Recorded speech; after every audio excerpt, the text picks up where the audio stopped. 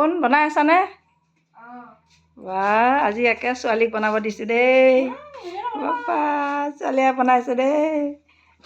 কিহে কিহে বনাইছিলা কোৱা? মূলা, আলু আৰু কঁঠালৰ গুটি ভাঙি দিছোঁ আৰু এতিয়া এনেকৈ বনাই আছোঁ। কেৰাহীটো ক'লা, মানে বেয়া নাভাবিব, একে পুৰণা কেৰাহীতে বনাই আছোঁ।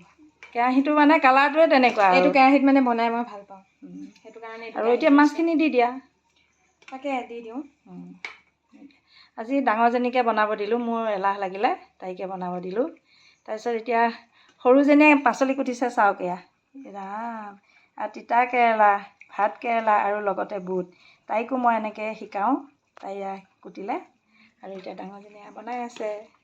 আপোনালোকৰ যদি ছোৱালী তোৱালী আছে এনেকৈ শিক্ষা দিব দেই। এনেকৈ এইখিনি এতিয়া ঢাকি দিম।